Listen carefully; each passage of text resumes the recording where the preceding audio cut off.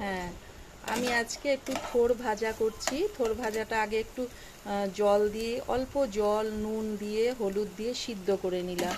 সিদ্ধ করে এইবার থোড় ভাজাটা, কালো জিরে দিলাম, কালো জিরে একটু সামান্য মিষ্টি দিলাম, একটু মিষ্টি দিয়ে ভালো লাগবে খেতে।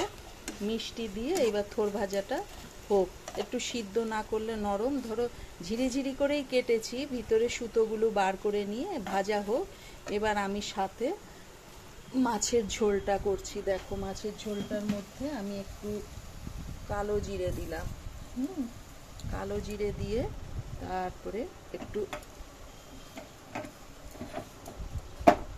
আলু পাতলা করে কেটেছি। এই মাছটা হচ্ছে, এই মাছটার নাম গোলসা মাছ। হ্যাঁ, আলু কেটে আলুটা ভাজা ভাজা করব।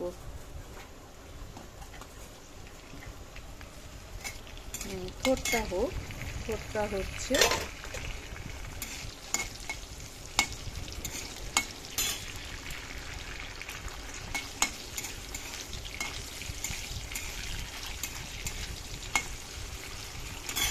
আলুটা ভাজা হচ্ছে।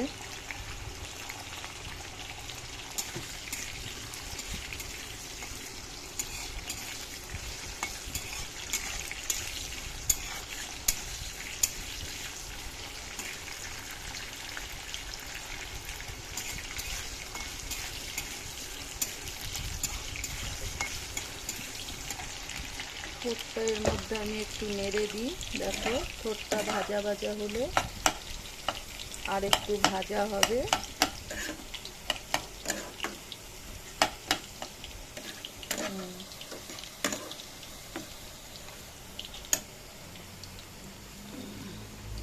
সামান্য তেল দিলাম।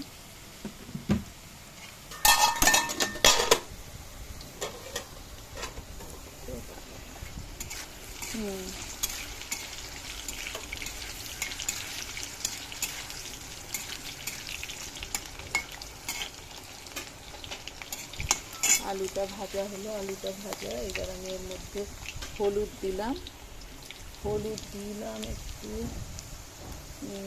গোটা কাঁচা লঙ্কা দিলাম,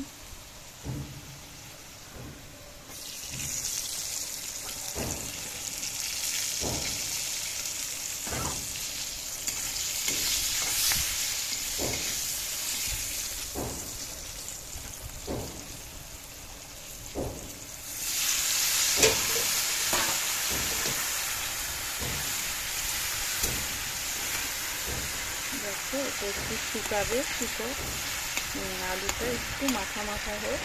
একটু জিরের গুঁড়ো দিই,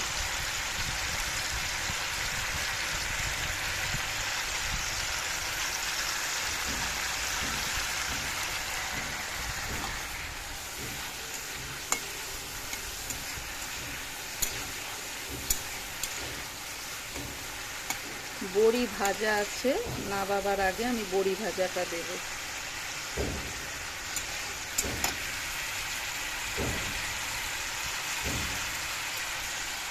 বড়ি ভাজা আছে, বড়িটা নামাবার আগে মাছটা দিয়ে, বড়ি দিয়ে নামিয়ে নেব আমি।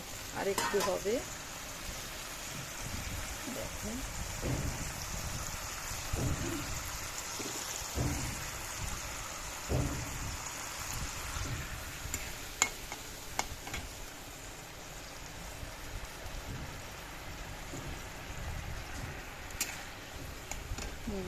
এটা একটু শুকো। এবার আমি থোড়টা দেখে নিই।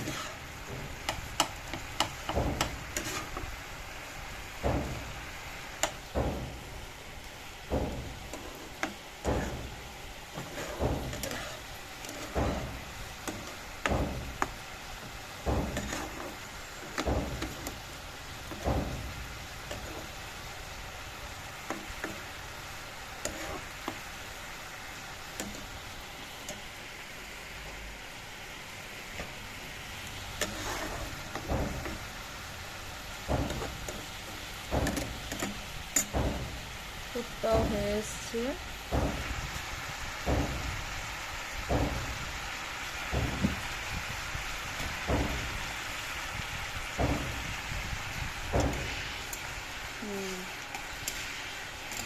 আলুটাও, হ্যাঁ, ঝোলটা শুকিয়ে গেছে। এবার আরেকটু ঝোল দিয়ে মাছটা দিয়ে দেবো।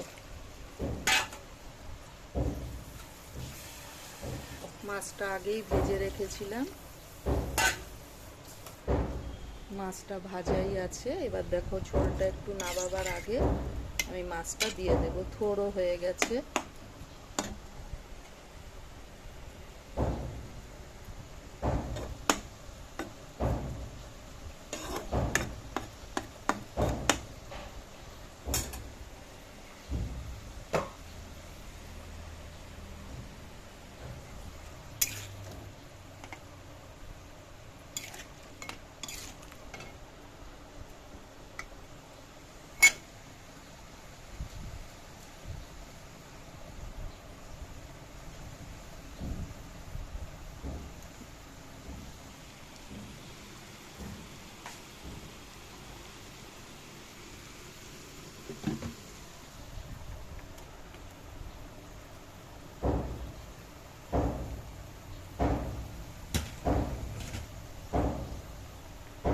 মাছটা এবার ঝোলটা দিয়ে দিই।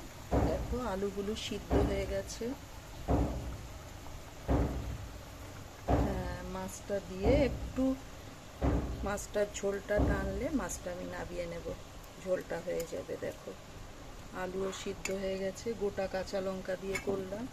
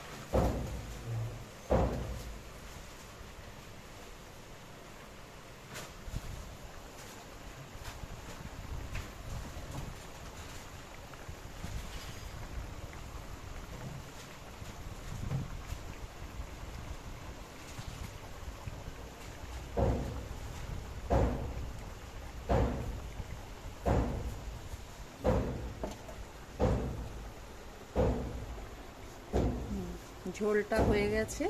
এইবার দেখো এই বড়িটা আমি ভেজে ঝোলের উপরে দিয়ে দেব, তাহলে ঝোলটা খেতে আরও টেস্ট লাগবে এবং ভালোও লাগবে।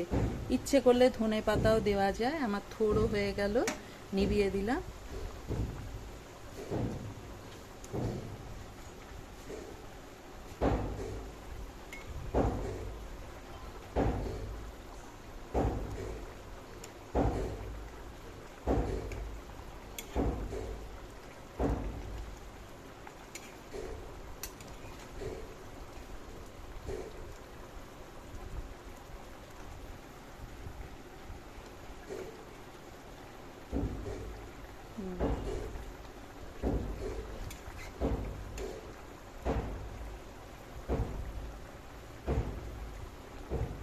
মাছও আমার হয়ে গেল। হ্যাঁ, এবার বন্ধ করে দিলাম। দেখো তোমরা, ঠিক আছে, আজকের মতো রাখি। বড়িটা ভেজে পরে আমি ঝোলে দিয়ে দেবো। একটু লালচে করে বড়িটা ব্রাউন কালার হলে বড়িটা দিয়ে ঝোলটা বন্ধ করে দেবো, হয়ে যাবে। ঠিক আছে।